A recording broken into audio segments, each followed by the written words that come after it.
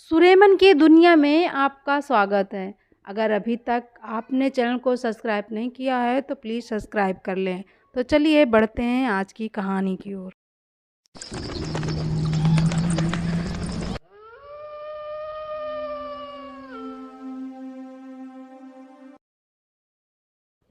रात के 12:15 हो रहे थे। सारे लोग सो चुके थे। वो शख्स दबे पांव उठा और धीरे से दरवाज़ा खोलकर बाहर निकल गया। चारों ओर घना अंधेरा था। हाथ को हाथ नहीं सूझ रहा था। कुत्तों के रोने की आवाज़ें आ रही थी। कभी कभी बीच में उल्लू के बोलने की आवाज़ आ रही थी। चारों तरफ चौकन्नी नज़र से देखता हुआ वो शख्स एक बड़े से बरगद के पेड़ के पास पहुंचा। चुपचाप उस पेड़ के नीचे आकर खड़ा हो गया। भले ही वो अपने आप को निर्भय होने का सांत्वना दे रहा हो, पर वो भी अंदर से डरा हुआ था। तभी अचानक कोई साया तेजी से उसके बगल से गुजरा। अम्मी! एक भयानक चीख के साथ, कौन है? कौन है? वो आदमी भी एक बार की डर गया। थोड़ी देर के लिए सन्नाटा छा गया वहाँ। उस शख्स के चेहरे पर पसीने की बूंदें उभर आई थी। कुछ पल बीते होंगे कि एक और साया उसकी ओर धीरे धीरे बढ़ रहा था। आकर उस दूसरे शख्स ने पहले शख्स को कंधे से पकड़कर झंझोर दिया। कौन है? कौन है? डर गया ना तू? दूसरे शख्स ने पहले की ओर देख हंसते हुए कहा। अरे अब्दुल्ला, मैंने तुझसे पहले ही कहा था कि तू नहीं कर पाएगा। तू तो शमशान पहुंचा भी नहीं और अभी से डर रहा है। दूसरे आदमी ने, जिसका नाम रोहन था, फुसफुसाते हुए कहा। मैं नहीं डरता किसी से। वो तो तू अंधेरे में आकर मुझे छूकर डरा दिया, वरना मैं तो अभी आराम से खड़ा था। रोहन नाम के आदमी से अब्दुल्ला ने शर्त लगाई थी कि वो शमशान जाकर 1 घंटा बिताएगा और रोहन खुद कब्रिस्तान जाकर 1 घंटा बिताएगा। भूत प्रेत पिशाच सब सिर्फ कहने के हैं, ऐसा कुछ भी नहीं होता। लोग कहते हैं कि रात के तीसरे पहर में कब्रिस्तान और शमशान घाट में भूत पिशाच और शैतान विचरण करते हैं। इसी की सत्यता जांचने के लिए दोनों ने शर्त लगाई थी। शर्त थी कि अब्दुल्ला शमशान घाट जाएगा जबकि रोहन कब्रिस्तान जाएगा। अच्छा, एक बात बता, तूने दोबारा मुझे डराने की कोशिश क्यों की? अब्दुल्ला ने रोहन से कहा। मैंने तो अभी अभी तुझे डराने की कोशिश की थी और अभी आ ही रहा हूँ। फिर कुछ देर पहले कौन जोर से चिल्लाया था, अम्मी, और तेजी से मेरी बगल से गुजरा था? अब्दुल्ला ने डरते हुए कहा। अरे मैं सच कह रहा हूँ, मैं तो अभी आया हूँ। कुछ देर पहले कौन था यहाँ, मुझे क्या पता? रोहन की इस बात पर अब्दुल्ला के शरीर में एक ठंडी सिरहन दौड़ गई। कौन हो सकता है वो शख्स जो अभी थोड़ी देर पहले यहाँ से चीखते हुए गुजरा है? यह प्रश्न उसके मस्तिष्क में घूमने लगा था। उसे लगने लगा था कि सच में भूत प्रेत होते हैं। वो अपनी शर्त हार जाए और घर लौट जाए, उसी में दोनों की भलाई है। उसने बोला, अरे रोहन भाई, चल घर लौट चलते हैं। मुझे लगता है कि रात के समय रिस्क लेना ठीक नहीं है। तू डर गया बोलना? रोहन ने हंसते हुए कहा। ना ना नहीं, ऐसी कोई बात नहीं। मैं डरता वरता नहीं, पर आज कुछ तबीयत ठीक नहीं लग रही है। किसी दूसरे दिन ये काम कर लेंगे। अरे सीधे सीधे बोलना कि तू डर गया, रोहन ने चिढ़ाते हुए कहा। तो फिर ठीक है, चलते हैं अपनी अपनी तय जगह पर। कहते हुए अब्दुल्ला ने अंतिम फैसला लिया। दोनों अपने गंतव्य स्थान की ओर धीरे धीरे बढ़ने लगे। अब्दुल्ला शमशान की ओर धड़कते दिल और संशकित नज़रों से इधर उधर देखता हुआ बढ़ा चला जा रहा था। कुत्तों के रोने की आवाज़ें लगातार आ रही थी। अंधेरे में उसे कुछ सूझ नहीं रहा था। वो शमशान की धरती पर पहुंच चुका था। उसने ध्यान से चारों तरफ देखा। लोग तो झूठ मूठ ही बोलते हैं कि कब्रिस्तान और शमशान में रात की तीसरे पहर नहीं जाना चाहिए, भूत प्रेत बाहर निकलते हैं, यहाँ तो कुछ भी नहीं है। वो अपने आप को शाबाशी दे ही रहा था कि तभी एक चिता अपने आप ही जल उठी, ऐसी मानो अभी चिता पर ताजी लाश जलाने के लिए चढ़ाई गई हो।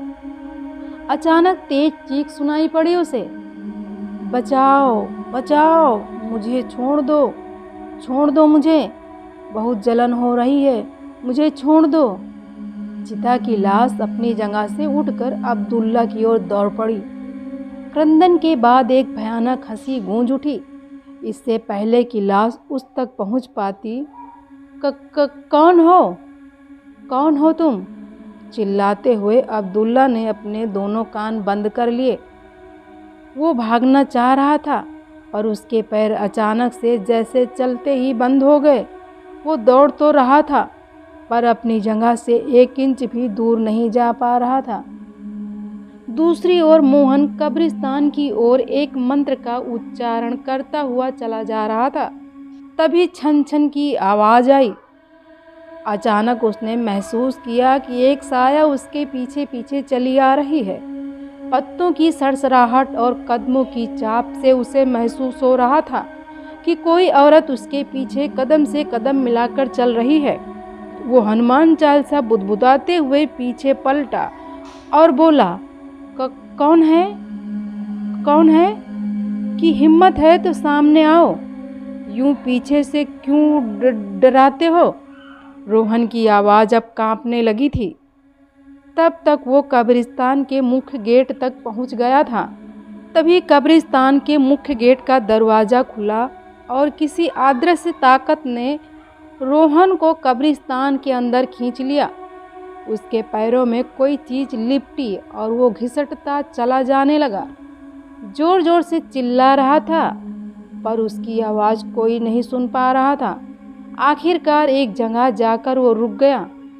उसके पैरों के बंधन अभी भी उसे जकड़े हुए थे। वह जोर से चिल्लाया, कोई है? प्लीज़ मुझे बचाओ, मुझे बचाओ।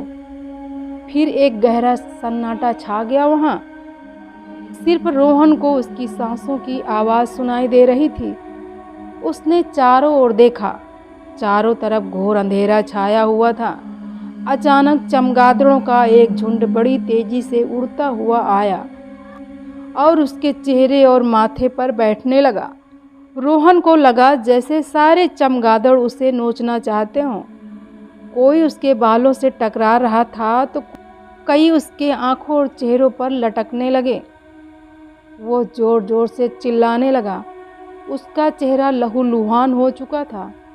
कई ने उसकी आंखों तक को नोच डाला था। वो असहाय होकर चिल्ला रहा था, कोई है? प्लीज़ बचाओ, ये चमगादड़ मुझे नोच नोच कर मार डालेंगे, कोई है? बचाओ मुझे। और उसकी आवाज़ सुनने वाला कोई नहीं था। ये घटना इतनी तेज़ी से घट रही थी कि रोहन को कुछ समझ में नहीं आ रहा था कि वो कैसे अपने आप को बचाए। तभी वहीं चिरपरिचित आवाज़ एक बार फिर से गूंज उठी, छन छन छन। रोहन अभी तक उस चमगादड़ों से उलझा हुआ था जो उसे पल प्रतिपल मौत की ओर खींच कर ले जा रहे थे। उसकी आंखों से खून बहने लगा था। फिर अकस्मात ही चमगादड़ों का झुंड तेजी से फड़फड़ाते हुए एक ओर उड़ गए। रोहन अब भी चिल्ला रहा था पर उसकी आवाज़ मानो हलक में सिमट कर रह गई थी। अचानक ही 2 हाथ उसकी ओर बढ़े। अंधेरे में उसे सिर्फ इतना दिखाई दिया कि वो कोई औरत के हाथ थे। चूड़ियों की खनक उसे तेज गति से सुनाई दे रही थी। वे हाथ उसकी गर्दन पर आकर रुक गए। एक भयंकर हट्ठास गूंज उठी जो किसी औरत की प्रतीत हो रही थी। फिर उसके गर्दन पर उन हाथों की पकड़ मजबूत होती जा रही थी। कौन हो तुम और मुझे क्यों मारना चाहती हो? रोहन की घुटी घुटी आवाज़ निकली। अब्दुल्ला को लगा कि अब शायद लाश की हाथों उसकी मौत हो जाएगी। वो लगातार दौड़ने की कोशिश कर रहा था पर पैर ना जाने क्यों एक जगह से आगे बढ़ ही नहीं पा रहे थे। वो लाश पल प्रतिपल पास आती चली आ रही थी, फिर अचानक ही उसकी आंखों के सामने आकर रुक गई। आग की तेज लपट अब भी उसके शरीर से निकल रही थी। आग की तपिश अब्दुल्ला के चेहरे और शरीर तक पहुंचने लगी थी। उसने अपनी आंखें कसकर बंद कर ली। शरीर और चेहरे पर आग की लपट तेज होती जा रही थी। अब उसके चेहरे से मांस जलकर गिरने लगेगा। उसके कपड़ों में आग लग चुकी थी। वो जोर जोर से चिल्लाने लगा था। तेज लपट में उसके सारे कपड़े अब जलकर शरीर पर चिपकने लगे थे। वो जलन की पीड़ा से तड़पने लगा था। शरीर से खून की धाराएं बहने लगी थी। उसने चिल्लाते हुए पूछा, आखिर तुम कौन हो और मुझे क्यों मारना चाहती हो? आखिर मैंने तुम्हारा क्या बिगाड़ा है? अब्दुल्ला ने पीड़ा से छटपटाते हुए कहा। नहीं पहचाना मुझे? सच में नहीं पहचाना मुझे? लो अब पहचानो मुझे। अचानक एक तेज रोशनी की किरण फूटी। चारों ओर चकाचौंध कर देने वाली रोशनी फैल गई। फिर रोशनी में एक चेहरा अब्दुल्ला को नजर आया। तुम रहमान? तुम रहमान हो? हाँ सही पहचाना, रहमान। तूने ही सजा सुनाई थी ना मुझे? तूने ही भरी सभा में मुझे पत्थर मारे थे ना? तुम्हारे कारण मुझे 2 गज की ज़मीन नसीब नहीं हो सकी और मेरी कौम मेरी मजहब के मुताबिक मुझे कब्र नसीब न हो सका। मुझे भरी सभा से जलती आग के हवाले कर दिया गया और उसके जिम्मेदार सिर्फ और सिर्फ तुम ही हो। तुम ही ने मेरी सज़ा तय की थी। मुझे जिंदा जलाने की सज़ा का फरमान तुम ही ने जारी किया था ना? अब आग में जलने से पीड़ा क्यों हो रही है? तुम्ही ने मेरे जलते शरीर को देखकर उपहास उड़ाया था ना? अब तू भी जिंदा जलने की तकलीफ, दुख सहने का मजा ले। कैसा लग रहा है जलने में? जलो जलो, अभी तो शुरुआत है। तुम भी देखो जिंदा जलने में क्या आनंद आता है। मुझसे गलती हो गई रहमान बेटे, मुझे माफ़ कर दो, प्लीज़ मुझे माफ़ कर दो। जलते हुए अब्दुल्ला ने पीड़ा से कराहते कराहते चिल्लाया, मुझे माफ़ कर दो रहमान। मेरे छोटे छोटे बच्चे हैं, वे अनाथ हो जाएंगे। मेरी बेटी रबिया तुम्हें भैया बुलाती थी, मुझे माफ़ कर दो बेटे। अब्दुल्ला ने बेहोश होते होते कहा। वो अब आधा जल चुका था। आज तुम्हें रिश्ते याद आने लगे? तब तुमने नहीं सोचा कि मैं भी तुम्हारे बेटे के समान हूँ। तुम लोगों ने मजहबी जुनून में आकर एक सीधे साधे मासूम बच्चे की जलाकर जान ले ली थी, सिर्फ ये कहकर कि इसने गैर मजहबी लड़की से शादी करके पाप किया। इसकी उसे कठोर सज़ा मिलनी चाहिए। याद करो, मेरी शरीर पर आग तुमने ही लगाई थी। सोच में कितना तड़पा होगा, कितनी तकलीफ़ हुई होगी मुझे। भिघियाते हुए अब्दुल्ला ने अंतिम सांस ली और एक तरफ गिर पड़ा। एक भयानक हंसी उस भयानक सन्नाटे को चीरती हुई विलीन हो गई। जलती हुई लाश अपनी जगह पर जाकर विलीन हो गई। शमशान की चिता अब बुझ चुकी थी। रोहन की आंखें अब बाहर आने लगी थी। बड़ा ही विभत्स चेहरा हो गया था रोहन का। चारों तरफ चमगादड़ों के काटने, कान नोचने के कारण खून रिस रिस कर गिर रहे थे, तो दूसरी ओर वे भयानक पंजे जिसकी गर्दन को जकड़े हुए थे, जो हर एक पल अपनी मजबूती को बढ़ाते जा रहे थे। घुटती दम के बीच रोहन ने घरघराई आवाज़ में कहा, कौन हो तुम और मुझे क्यों मारना चाहती हो? आखिर मुझसे तुम्हारी दुश्मनी क्या है? मुझसे अपनी दुश्मनी पूछते हो? तुम ही थे ना जिसने मुझे वैश्या, धंधे वाली और ना जाने क्या क्या कहा था। तुमने ही मुझ पर हाथ उठाया था। मुझे अपने धर्म के साथ गद्दारी का इल्ज़ाम लगाया था और कहा था कि इस नीच औरत को हमारे शमशान की 1 इंच नसीब ना हो, इसे कब्रिस्तान में दफनाया जाए। तुमने ही मेरे पति के सामने मुझे भरी सभा में मारा पीटा था। तुम ही थे जिसने मेरा गला दबाकर मेरी जान ले ली थी। बता आप कैसा लग रहा है? तुझे एहसास हुआ कि दम घुटता है तो कैसा लगता है, सांस रुकती है तो कैसा लगता है।